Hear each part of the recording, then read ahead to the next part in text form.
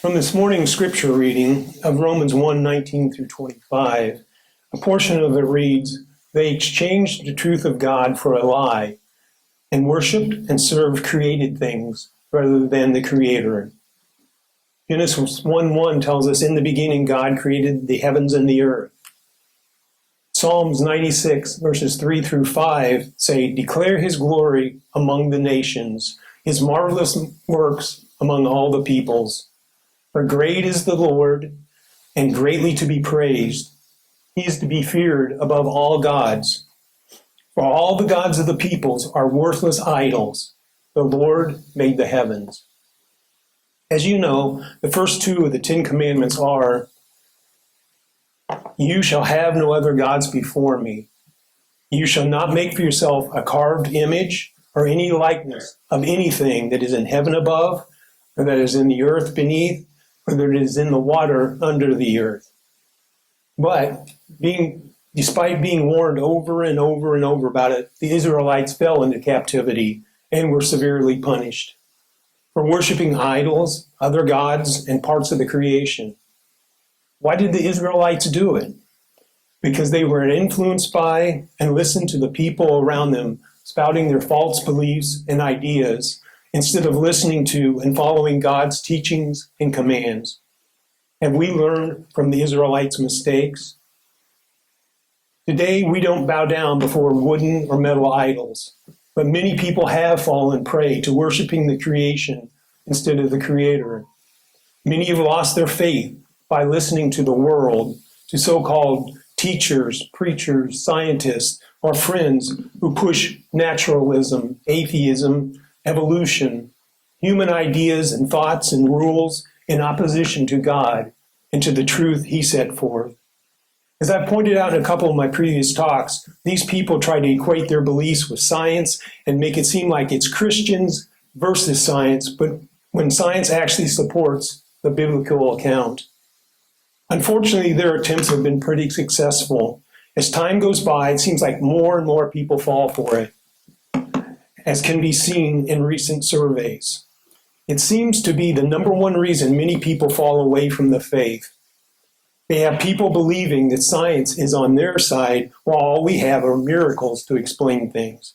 But in reality, it's the secular scientists and others whose transient conjectures and speculations and beliefs that are constantly changing that actually go against science. A couple of months ago was also the 10th anniversary of a debate that Bill Nye, the science guy, had with an opponent who believes in what is termed a young Earth or young universe. Although if you ask me, 6,000 years is pretty old. Bill would state, with the average secular scientist today, that the universe is 13.787 billion years old, plus or minus 0.02 billion, with the Earth and Moon being about 4.5 billion. They would say that life began here on this planet about 3 to 4 billion years ago, with dinosaurs dying out about 66 million years ago, and man being here the last 6 to 7 million.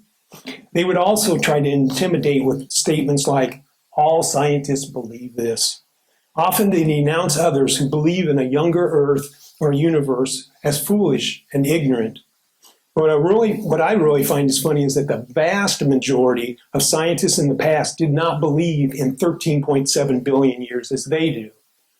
By their reasoning, many of the greatest scientists like Isaac Newton, Copernicus, Kepler, Boyle, Faraday, Maxwell, Galileo, Mendel, and even others like Charles Lyell and Charles Darwin himself could be described as young earthers.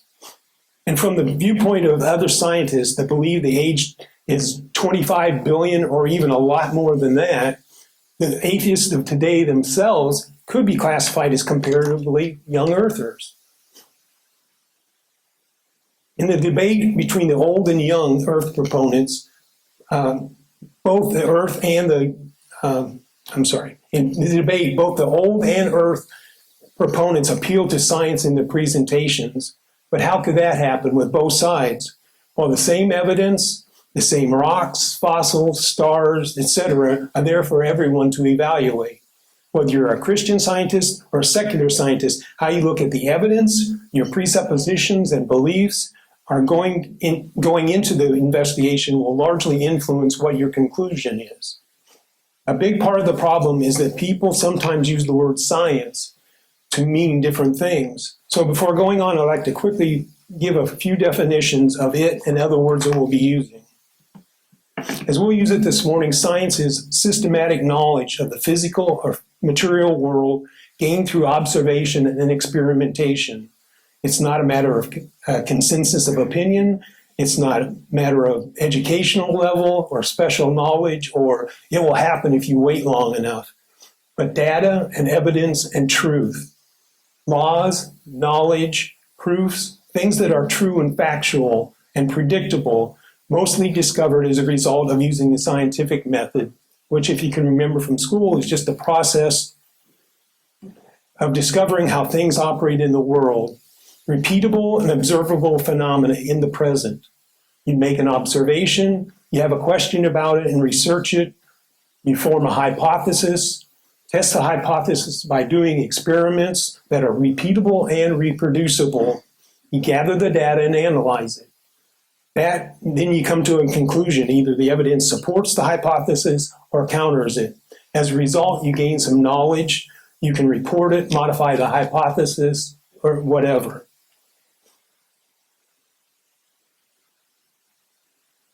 The universe is the totality of all existing energy, time, space, and matter, and everything included in them. It's said to be from hundreds of billions to at least 2 trillion galaxies, with billions and billions of stars and other material in each galaxy. Eternal just means without beginning or end. Supernatural or miracle is something that sets aside or goes against, is beyond the established laws or what is normally encountered.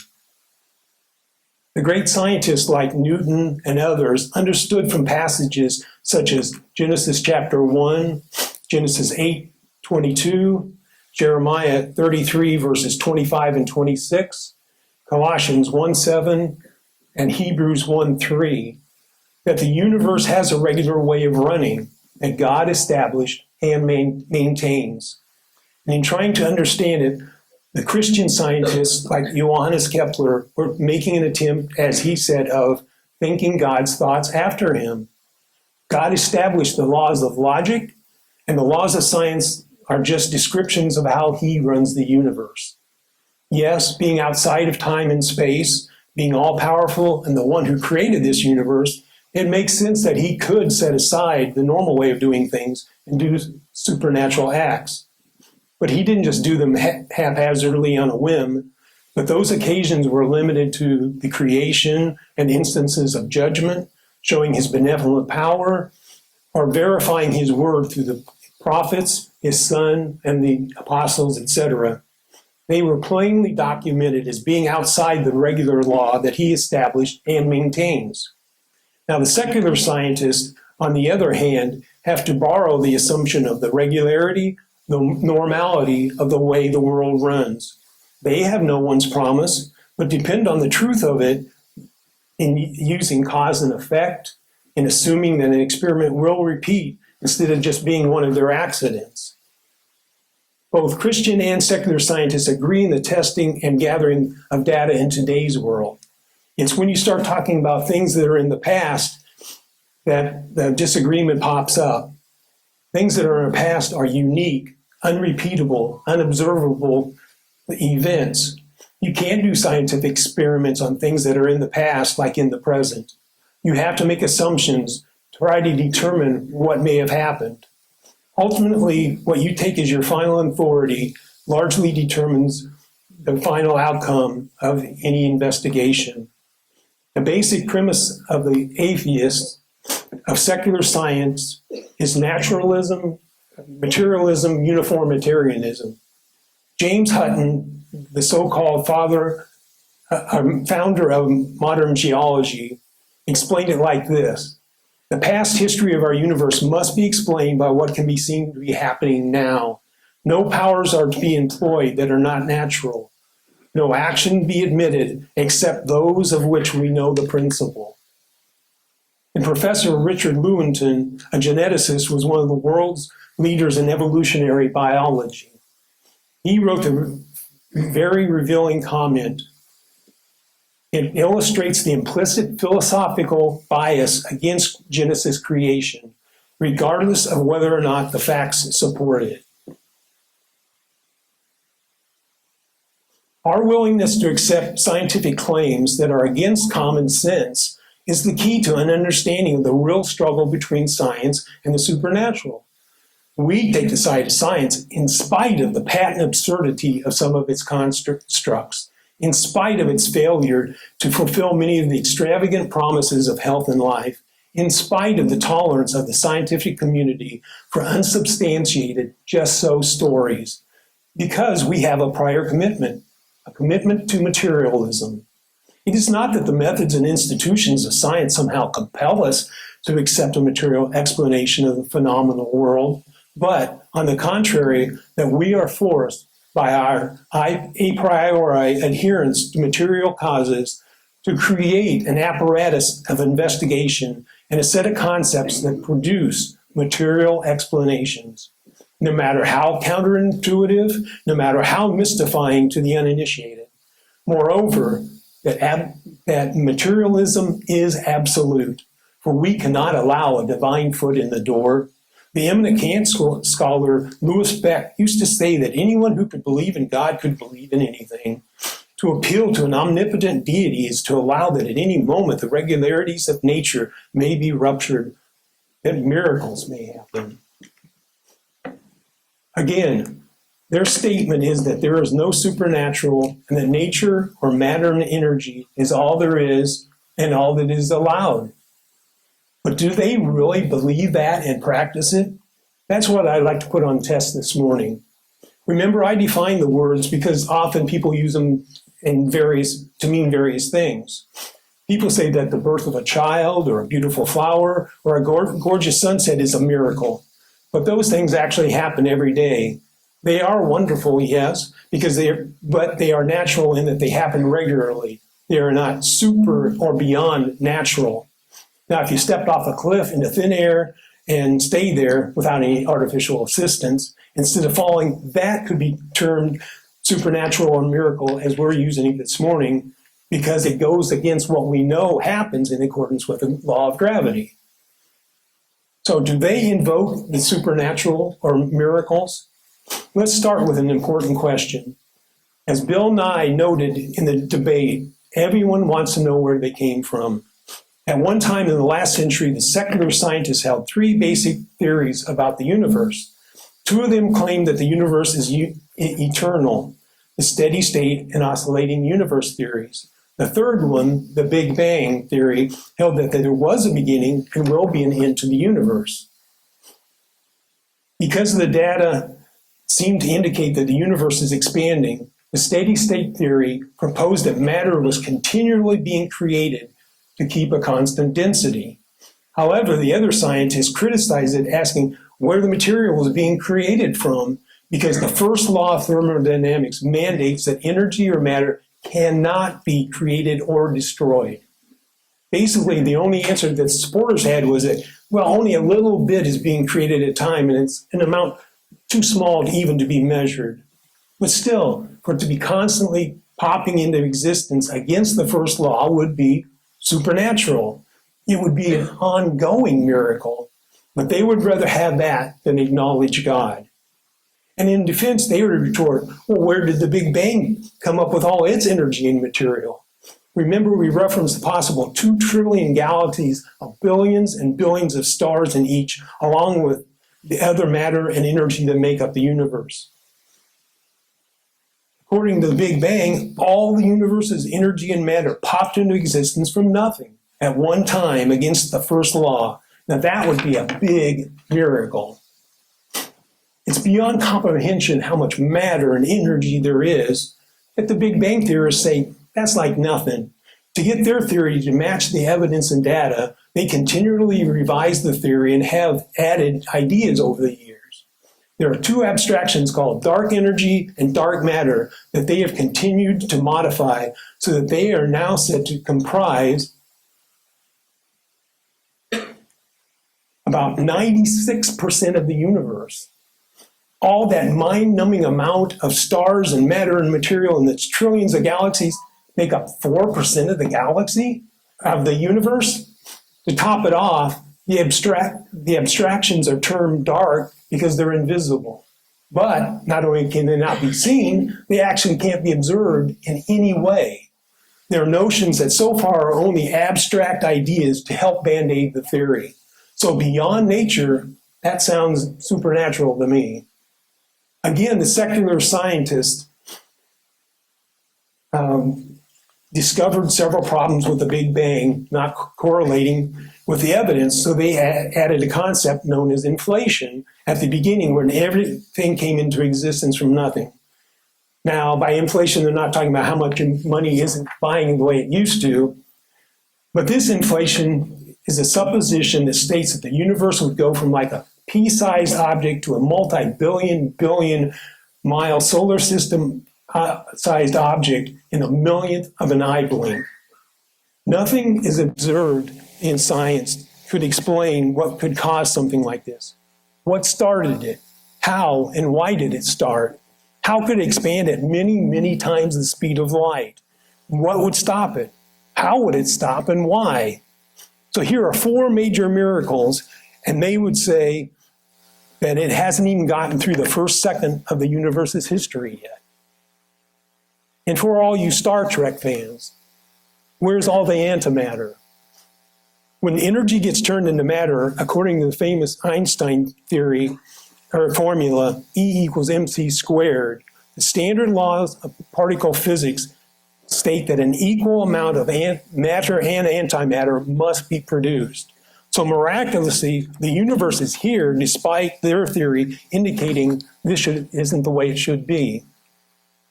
Secular scientists had formulated that about 350 to 500 million years after the Big Bang, stars would come into being, although they haven't figured out how yet.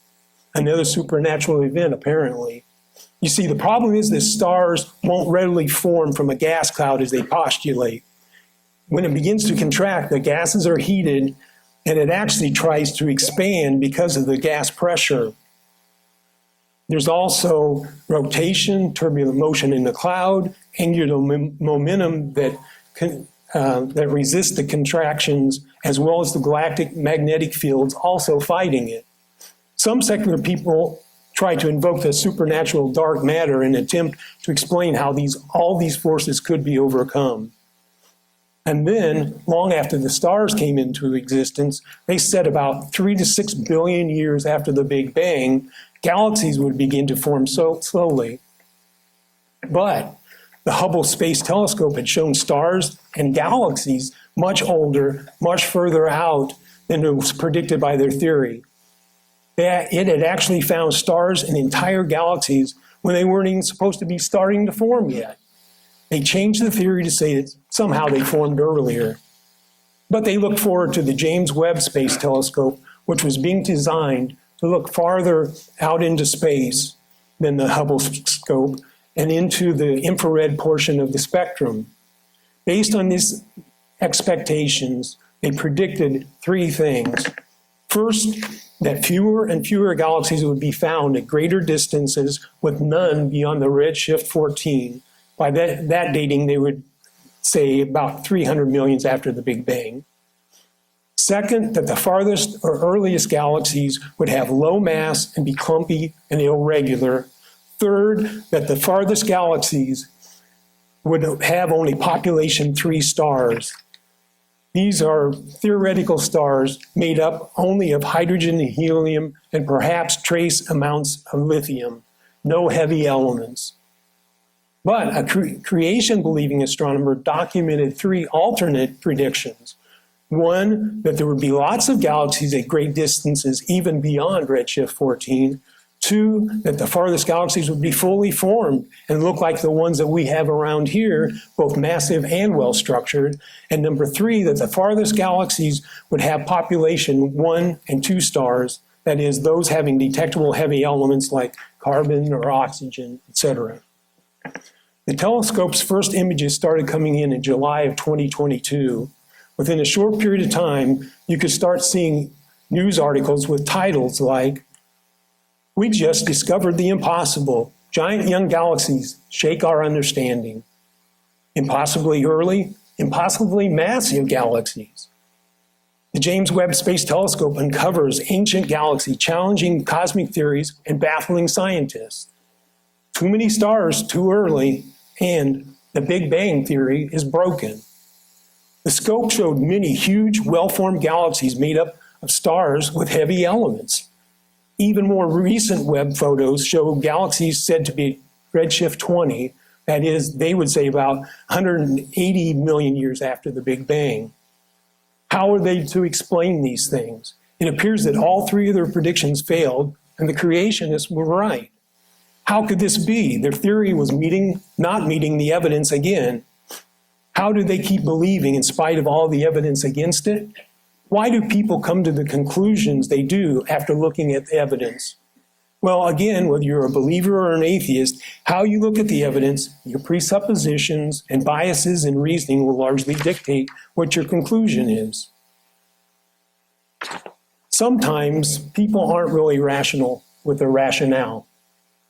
Maybe a funny little anecdote that I heard can help explain. There was a man who thought he was dead. He thought that he himself was dead. He was very concerned about this because he didn't like being dead.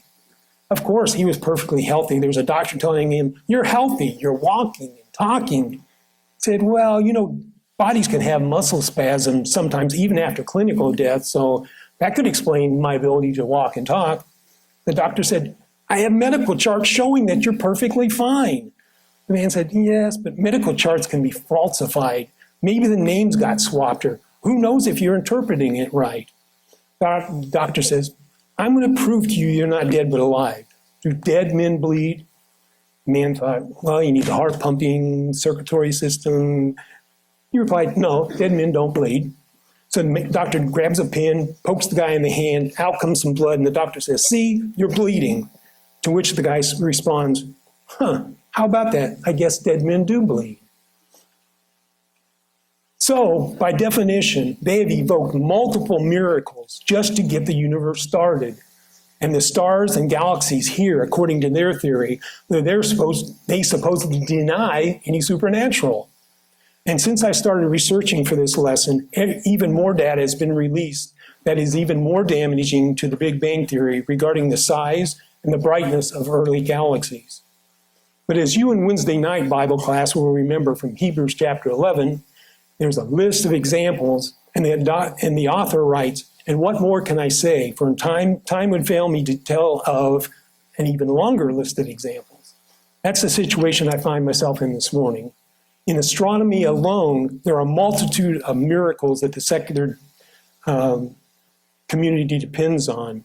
Just in the solar system itself, Mars and Mercury and Pluto, our moon, and Io, a moon of Jupiter, and Enceladus, a moon of Saturn, and many other bodies having current or recent geologic activity, though supposedly they should have been cold and dead millions or billions of years ago. Uranus and Venus and Pluto and numerous moons rotating or revolving retrograde, that is, backwards from the direction the other planets go, the direction that their theory says they must go. Jupiter gives off twice as much energy as it receives, and Neptune about 2.7 times as much as it receives. The moon Io gives off 10 times as much as we can account for, yet they aren't cold, dead bodies after multiple billions of years. The magnetic fields of the Earth, Mercury, Saturn, Uranus, Neptune, our moon, along with Jupiter's moons Io, Europa, and Ganymede, all show data against the secular theory. In the solar system, even though the sun has over 99% of the total mass, it only has about 1 to 2% of the angular momentum. The nebular hypothesis dictates the exact opposite of reality. They say that Jupiter, Saturn, Uranus, and Neptune have been around for billions of years, yet they agree that those planets' rings are very short-lived, 150 to 300 million at the very maximum. Comets lose material every time they come closer to the sun. They cannot last longer than about 100,000 years. Why would there still be comets if they've been around for billions of years? There's no observed reason. Direct measurements of the distance to the moon show it moving slowly away from the Earth. Even though claimed to be 4.5 billion years old, the moon couldn't have existed over 1.5 billion years ago at the very maximum because it would have been touching the Earth. Even outside our system, the Hubble and Webb space telescopes have been finding planets around other stars. Unfortunately for the secularists, many of the extrasolar planets discovered so far do not fit the nebular hypothesis, having been found to be very large and orbiting too near the stars to fit their expectations, with many of those retrograde from the direction their theory again dictates. Other issues demanding supernatural explanations are the presence of so many blue stars, lack of supernovae, and too many nicely formed spiral galaxies. One other major miracle that the secular community holds faith in is that against the law of biogenesis, they believe that life spontaneously came from non-life. They say that a bunch of inanimate chemicals sprang to life. This may be a little understandable back centuries ago when people like Darwin thought that cells were just simple little blobs with nothing to them. But today we know better. The simplest bacterium is an extremely complicated organism that can reproduce itself and has the data equivalent to the amount of printed information in a book the size of a Bible. It has a coding system, at the same time, a reading decoding system. It produces proteins and performs various other functions, eating, digestion, metabolism, waste removal, etc. As I explained in a previous lesson, the DNA itself is so extremely complex, it's mind-boggling. It is far, far, far beyond our most advanced technology and engineering and science. To think that it just got there by accident requires a supernatural set of miracles that's beyond my imagination. Also multiple thousands of more miracles to have one cell jump to a multicellular life, to then going from dividing itself into designing two reproductive systems with all the components of the required manifold intricate process. And yet again, against the law of biogenesis, to have gigantic leaps by overwhelmingly neutral or negative errors to become other types of unique creatures with new and different systems and organs requiring thousands or millions of additional new chunks of information. One last illustration to cap off our list of examples. Most everyone loves dinosaurs, from little kids to the elderly. Even young children can tell you about the different types of them and how supposedly a meteor 66 million years ago killed off all these huge tenacious creatures, yet left multitudes of weaker, more fragile plants, delicate bees, butterflies, amphibians, and other reptiles and animals continuing with no problem. Sounds pretty natural to me, especially since science has shown that it couldn't have happened like that. How many of you know that back in 2005, a scientist, Dr. Schweitzer, found soft and stretchy blood vessels inside a dinosaur fossil? Yes, they couldn't have lasted more than even 1 million years in the very best frozen laboratory conditions, much less out in the elements. Since then, scientists have found hundreds of fossils with intact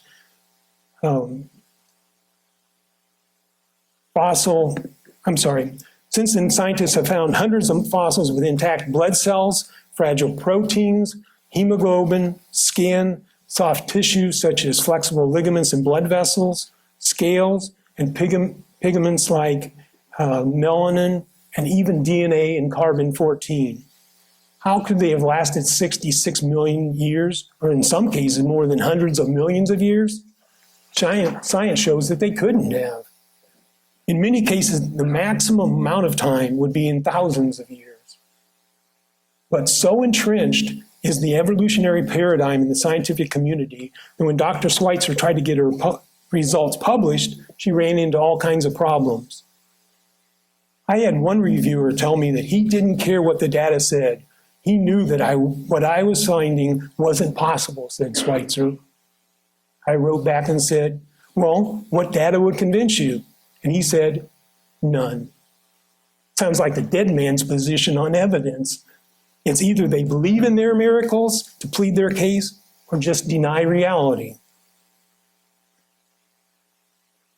So do they evoke the supernatural and miracles?